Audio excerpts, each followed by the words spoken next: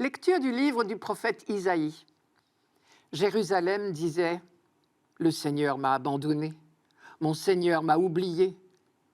Une femme peut-elle oublier son nourrisson, ne plus avoir de tendresse pour le fils de ses entrailles? Même si elle l'oubliait, moi je ne t'oublierai pas, dit le Seigneur. » Le chapitre 49 du livre d'Isaïe, dont est extrait ce texte, est un texte prodigieux. Et il faut le lire intégralement pour découvrir comment un peuple au plus profond de la misère retrouve l'espérance. Le peuple d'Israël est en exil à Babylone et le moral est au plus bas. Et il y a de quoi. On se répète, le Seigneur m'a abandonné, mon Dieu m'a oublié. Et tout conduit à confirmer ce constat. Jérusalem est dévastée, des étrangers s'installent dans les décombres. Et si un jour on rentrait, que retrouverait-on? Du peuple, il ne reste presque personne. La famille royale est éteinte. Et les années passant, tous ceux qui sont arrivés, encore valides, à Babylone, après l'épreuve de la déportation, meurent les uns après les autres. Un exil de 50 années, c'est très long. C'est plus que la durée d'une génération. Pire, comment garder la foi parmi ces étrangers idolâtres, les Babyloniens? Et dans ces conditions déplorables, peut-on encore parler d'alliance avec Dieu? La tentation est grande de croire que Dieu les a oubliés. D'ailleurs, les succès des Babyloniens ne sont-ils pas la preuve que notre Dieu nous a laissé tomber? Alors le prophète Isaïe cherche par tous les moyens à convaincre ses compatriotes que rien ne pourra détruire l'alliance proposée par Dieu à son peuple. Tout simplement parce que même si les hommes sont parfois infidèles, Dieu, lui, reste toujours fidèle. Et pour rendre son message encore plus percutant, Isaïe fait référence à notre expérience humaine, celle de la tendresse des mamans pour leur bébé. Une femme peut-elle oublier son nourrisson? Ne plus avoir de tendresse pour le fils de ses entrailles? Même si elle pouvait l'oublier, moi, je ne l'oublierai pas, dit Dieu. Et Isaïe, dans ce chapitre 49, développe toute une série d'images. Pour Dieu, Israël est l'enfant bien-aimé. Le Seigneur m'a appelé dès le sein maternel. Dès le ventre de ma mère, il s'est répété mon nom. C'est en ce même chapitre 49. La flèche la plus précieuse de son carquois. Il m'a disposé comme une flèche acérée. Dans son carquois, il m'a tenu caché. C'est toujours ce chapitre-là. Et le serviteur aussi qui réalise les œuvres de Dieu. Mon serviteur, c'est toi, Israël. Toi par qui je manifesterai ma splendeur. Toujours dans ce même chapitre. Et enfin, Israël est comme une marque d'amour gravée sur les mains de Dieu. Voici que sur mes paumes, je t'ai gravé. À la même époque, on peut lire chez Jérémie, « Oui, je suis un père pour Israël, Ephraïm est mon fils aîné. » Et tout cela prouve qu'au temps de l'exil à Babylone, c'est-à-dire au VIe siècle avant Jésus-Christ, les prophètes parlaient déjà de Dieu comme d'un père. On n'a donc pas attendu le Nouveau Testament pour appeler Dieu Père. Mais pour être tout à fait honnête, on n'a pas attendu non plus l'Ancien Testament, ni le peuple hébreu. Les autres peuples aussi invoquaient leur Dieu comme leur Père.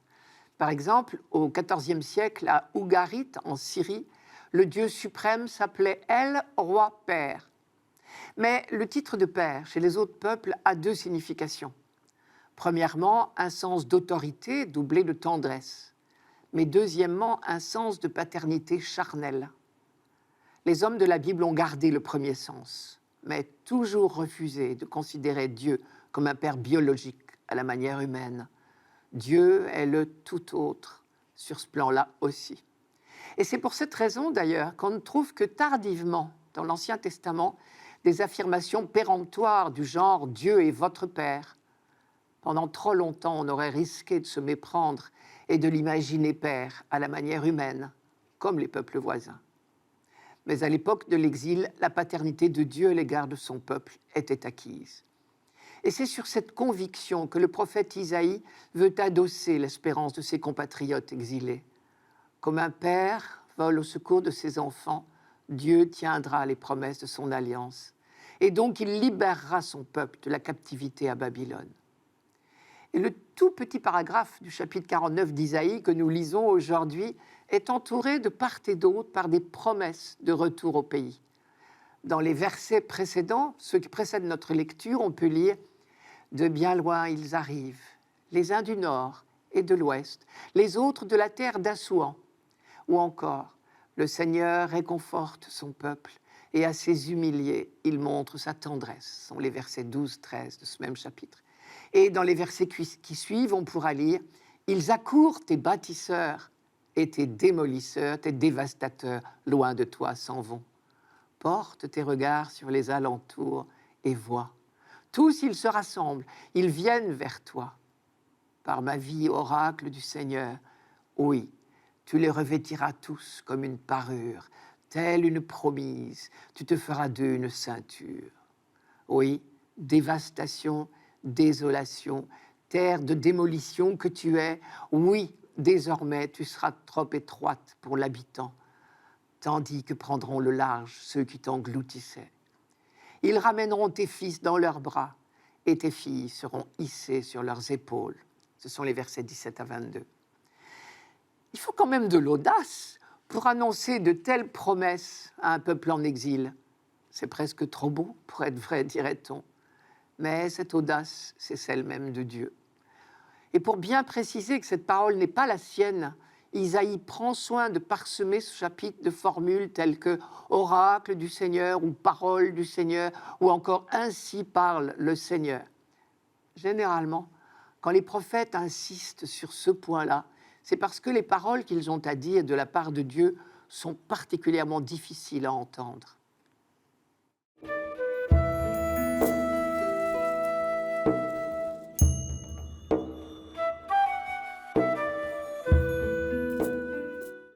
Psaume 61. Je n'ai de repos qu'en Dieu seul. Mon salut vient de lui. Lui seul est mon rocher, mon salut, ma citadelle. Je suis inébranlable. Mon salut et ma gloire se trouvent près de Dieu.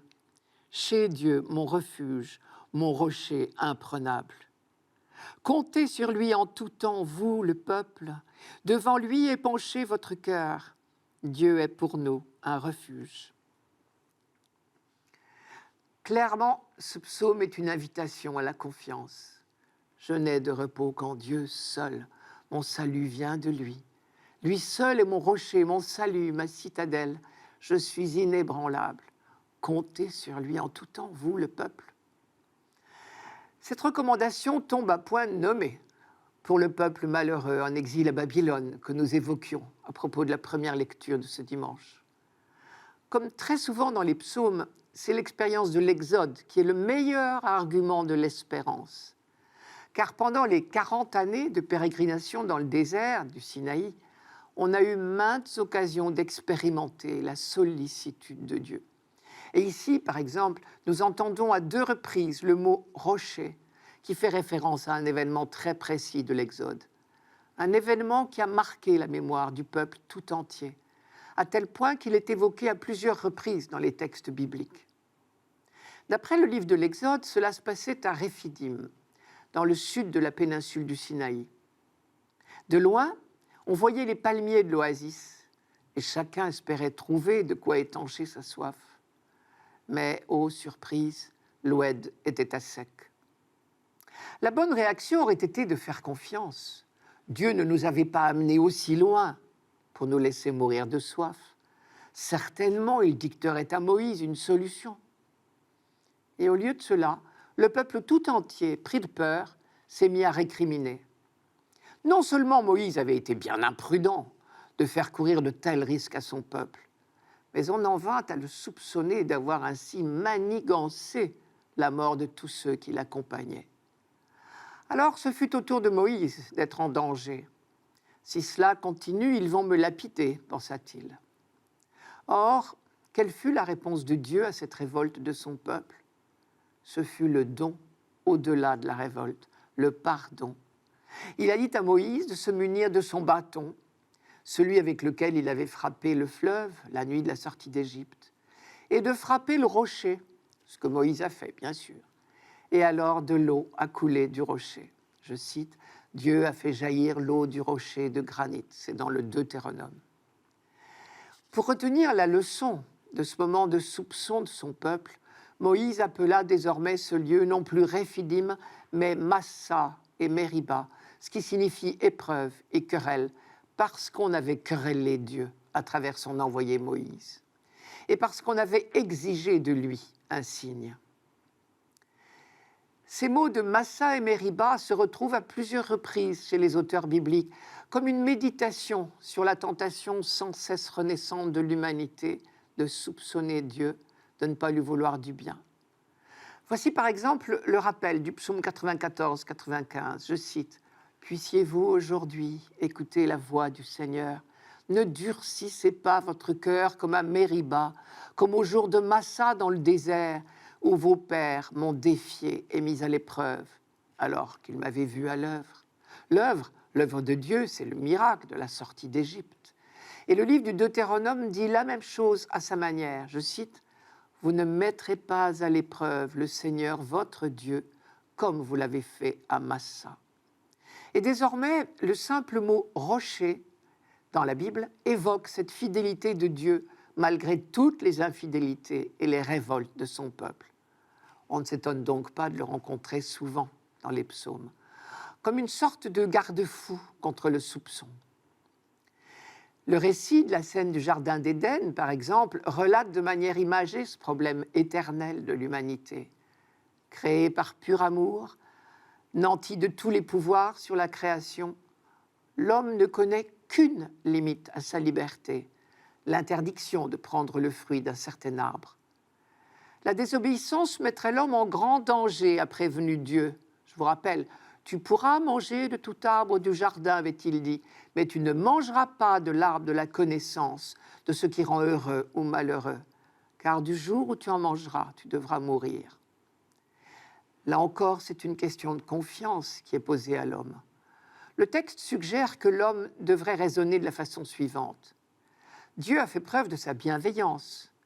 Pourquoi voudrait-il du mal à sa créature ? De toute évidence, la consigne lui est donnée pour son bien. Sans doute le fruit est-il vénéneux. Il vont donc mieux s'en abstenir, comme Dieu l'a ordonné. Mais malheureusement, l'homme se laisse gagner par le soupçon. Une petite voix inspire à la femme l'idée que Dieu n'agit que par jalousie. Le mieux serait donc de lui désobéir.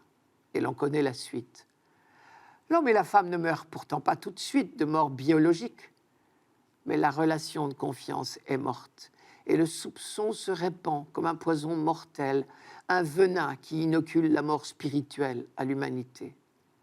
Les psaumes, et tout particulièrement celui-ci, celui de ce dimanche, sont un lieu privilégié de lutte contre ce soupçon qui nous empoisonne, à tel point que le verset « Lui seul est mon rocher, mon salut, ma citadelle, je suis inébranlable » est dit 2 fois comme une sorte de refrain.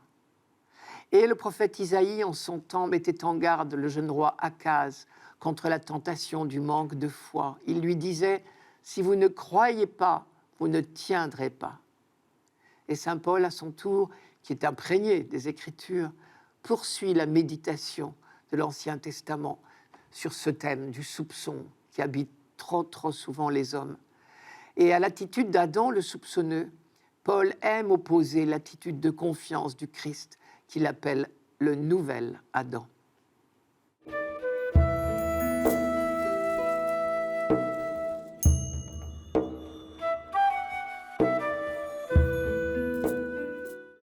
Lecture de la première lettre de saint Paul apôtre aux Corinthiens. Frères, que l'on nous regarde comme des auxiliaires de Christ et des intendants des mystères de Dieu. Or, tout ce que l'on demande aux intendants, c'est d'être trouvés dignes de confiance. Pour ma part, je me soucie fort peu d'être soumis à votre jugement ou à celui d'une autorité humaine. D'ailleurs, je ne me juge même pas moi-même. Ma conscience ne me reproche rien, mais ce n'est pas pour cela que je suis juste. Celui qui me soumet au jugement, c'est le Seigneur. Ainsi, ne portez pas de jugement prématuré, mais attendez la venue du Seigneur, car il mettra en lumière ce qui est caché dans les ténèbres, et il rendra manifestes les intentions des cœurs. Alors, la louange qui revient à chacun lui sera donnée par Dieu. Depuis le début de sa lettre, Paul se bat contre les querelles de clans qui divisent la communauté de Corinthe. Chacun ne jure plus que par son prédicateur préféré, Apollos ou Pierre ou Paul lui-même. Les choses vont si loin que les gens en sont venus à adopter un langage d'esclaves, puisque les uns et les autres disent « Moi, j'appartiens à Apollos ou à Pierre ou à Paul ». Appartenir à, c'était l'expression employée dans les cas d'esclavage. Et les querelles qui divisent la jeune communauté révèlent donc un véritable problème, un problème de fond. Le Christ est venu pour faire de nous des hommes libres. Et voilà les Corinthiens qui s'inventent une nouvelle forme d'esclavage. On sait que dans toutes les communautés où il est passé, Paul a milité pour une véritable liberté. On peut être esclave de certaines manières de penser ou d'agir, de certains conformismes, de certaines modes.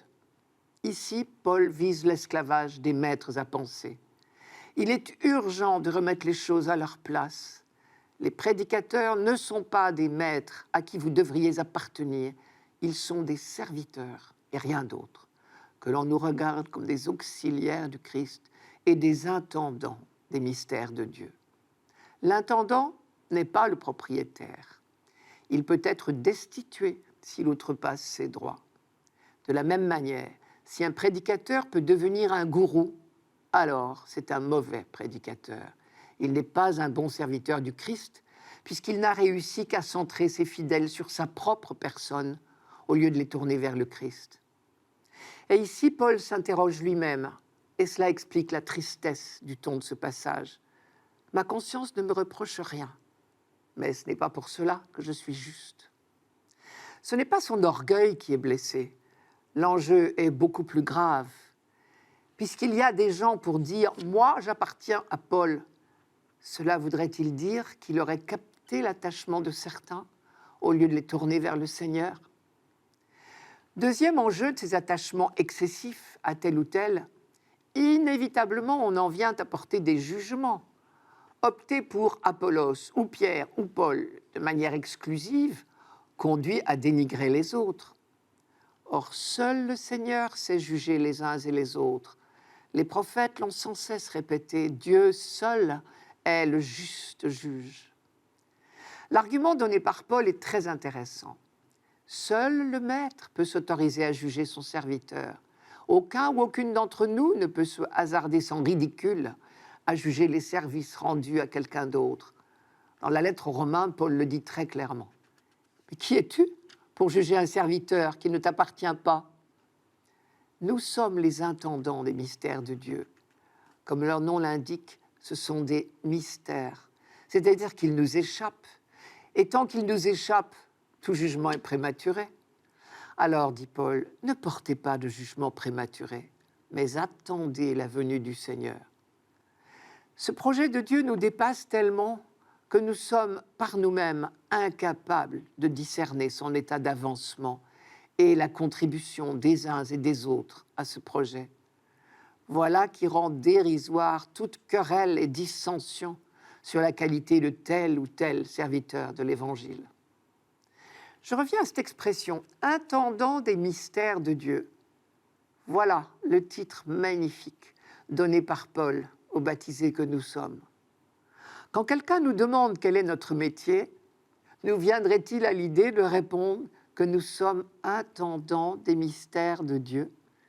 C'est pourtant le premier but de nos vies. L'évangile de ce dimanche le redira fortement. Enfin, si on regarde le texte d'un peu plus près, Paul emploie deux mots. Celui qui a été traduit par auxiliaire désigne, hyperetas en grec, désigne un subordonné, un subalterne. Et l'autre terme, oikonomos, c'est quelqu'un d'important, un homme de confiance, ce que notre traduction rend par intendant. Les deux mots nous vont bien. Serviteur quelconque, selon l'expression retenue par saint Luc, vous connaissez, simple subalterne, nous le sommes, et c'est rassurant. L'œuvre de Dieu ne nous appartient pas. Nous faisons tranquillement notre petit possible au jour le jour, et cela suffit à notre joie intérieure. Mais intendant, nous le sommes également, fiers de la confiance qui nous est faite. Or, l'importance d'un intendant, se mesure à la taille de la propriété ou à l'importance de la fortune qu'il doit gérer. Eh bien nous sommes les intendants du maître du monde et de l'histoire, intendants des mystères de Dieu, dit Paul. Les deux mots employés par Paul se contrebalancent en quelque sorte. Ils nous permettent de pressentir la grandeur de notre mission au cœur même de notre petitesse. Alors on comprend pourquoi les petites querelles des Corinthiens pouvaient affliger Paul. Elles ne sont pas à la hauteur de l'enjeu véritable de nos vies, qui n'est autre chose que le jour que nous attendons avec ferveur, celui de la venue du Seigneur.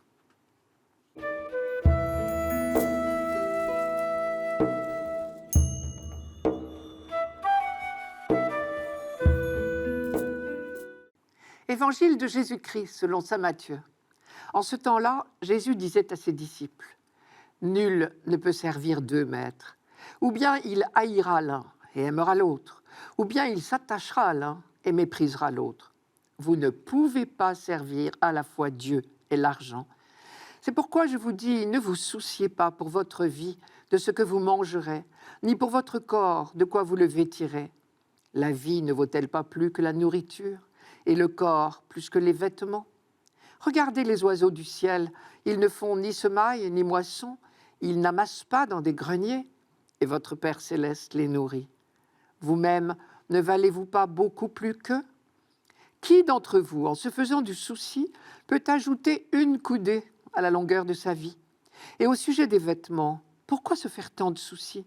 Observez comment poussent les lys des champs. Ils ne travaillent pas, ils ne filent pas. Or, je vous dis que Salomon lui-même, dans toute sa gloire, n'était pas habillé comme l'un d'entre eux. Si Dieu donne un tel vêtement à l'herbe des champs, qui est là aujourd'hui et qui demain sera jetée au feu, ne fera-t-il pas bien davantage pour vous, hommes de peu de foi? Ne vous faites donc pas tant de soucis. Ne dites pas « qu'allons-nous manger ?» ou bien « qu'allons-nous boire ?» ou encore « avec quoi nous habiller ?» Tout cela, les païens le recherchent, mais votre Père céleste sait que vous en avez besoin. Cherchez d'abord le royaume de Dieu et sa justice, et tout cela vous sera donné par surcroît. Ne vous faites pas de soucis pour demain. Demain aura souci de lui-même. À chaque jour suffit sa peine. On ne s'étonne pas que Jésus ait à plusieurs reprises abordé les questions d'argent, puisque c'est bien l'une des préoccupations majeures des hommes. Mais il me semble qu'il a, dans le discours de Jésus, qu'il y a beaucoup plus que des considérations de sagesse. J'y lis au moins 3 insistances. Un appel à la liberté, une invitation à vérifier nos priorités et enfin une consigne de confiance. Un appel à la liberté d'abord. Celui qui n'avait pas même où reposer sa tête, comme il disait, jouissait d'une liberté totale de mouvement. On sait à l'inverse combien certains se voient obligés de consacrer leur temps et leur énergie à gérer leur fortune. Nous désirons la richesse parce que nous y voyons un moyen d'être libres et heureux. Et le but est louable en soi. Mais l'inverse peut se produire quand nous en devenons esclaves. Ce que l'on possède pourrait bien nous posséder en définitive.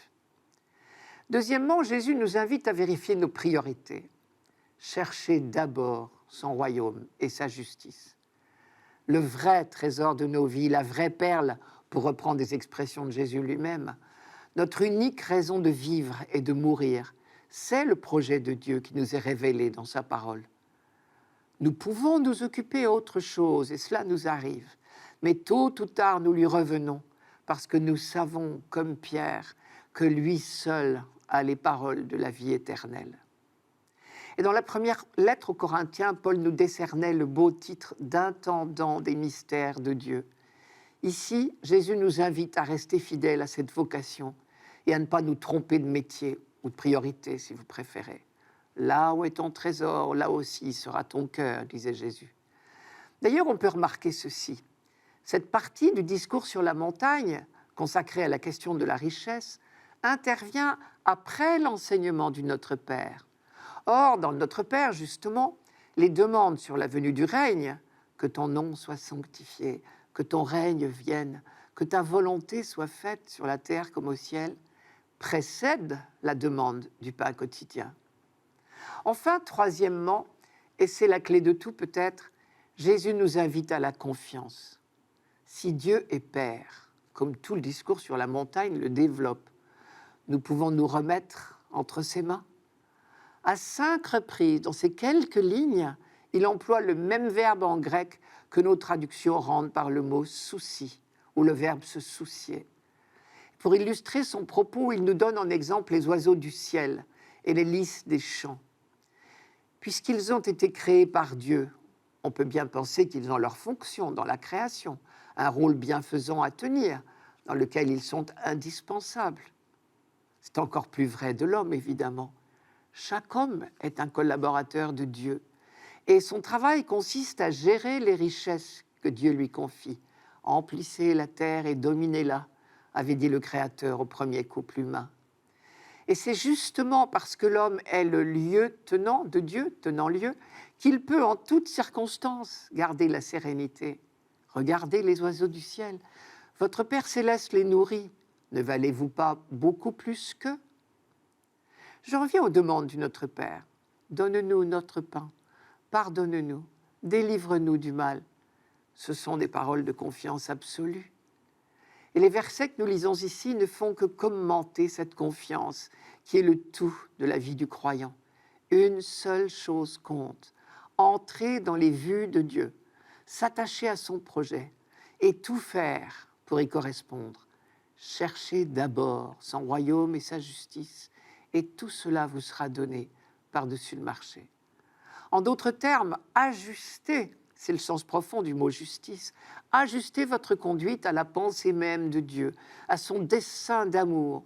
Devenez-en de plus en plus les artisans, pour la petite part qui vous revient de cette tâche. Pour le reste, ne cessez pas de lui faire confiance. Votre Père sait ce dont vous avez besoin avant même que vous le lui demandiez.